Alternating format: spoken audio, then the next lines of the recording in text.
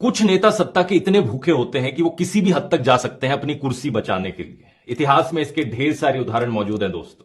साल 1933 में German parliament पर आग लग गई थी। इसके पीछे आरोप एक कम्युनिस्ट आदमी पर डाला गया। हिटलर उस वक्त सिर्फ एक चांसलर था, लेकिन इस हादसे के बहाने से उसने पूरे देश में डर का माहौल फैलाया और देश का संविधान बदल डाला। इस हादसे के सिर्फ एक महीने बाद उसने ऐसे कानून पास किए जिसमें लोगों का बोलने का, लोगों का प्रोटेस्ट करने का अधिकार छीन लिया गया। और पता है क्या, बाद में पता चला कि पार्लियामेंट में आग लगाने वाले लोग हिटलर के नाजी पार्टी के ही लोग थे। कुछ इस तरीके से जर्मनी में तानाशाही की शुरुआत हुई थी। ऐसे इंसिडेंट्स को फॉल्स फ्लैग ऑपरेशंस का नाम दिया जाता है और पुतिन ने भी यही किया था। साल 1999 में रशिया में भयानक बॉम्ब ब्लास्ट हुए थे लोगों के घरों में, जहां पर 300 से ज्यादा लोग मारे गए थे। पुतिन उस वक्त नया नया प्राइम मिनिस्टर बना था रशिया का, और इस हादसे का आरोप उसने सेपरेटिस्ट लोगों पर डाला।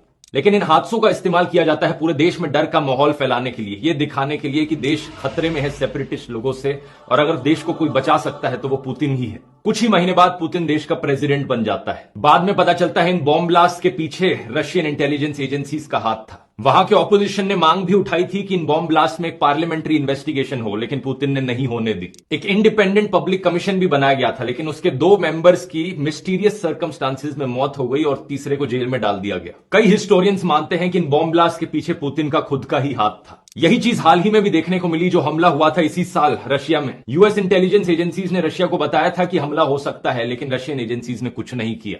वैसे पुलवामा हमले के बारे में भी हमारे पास इंटेलिजेंस इनपुट मौजूद थी, लेकिन फिर भी सीआरपीएफ के जवानों को एयरलिफ्ट नहीं किया गया। याद है ना सत्यपाल मलिक ने क्या कहा था इसके बारे में? और आज तक ये नहीं पता चल पाया कि वो आरडीएक्स आया कहां से था। आज इलेक्शन का समय चल रहा है दोस्तों, तो मैंने सोचा ये चीजें आपको बता दूं। डर दिखाकर कोई आपके दिमाग की पॉकेट ना मार ले, डर फैलाकर कोई आपका वोट ना छीन ले जाए। सावधान रहिए और इस वीडियो को शेयर कीजिए ताकि सभी देशवासियों को जागरूक किया जा सके।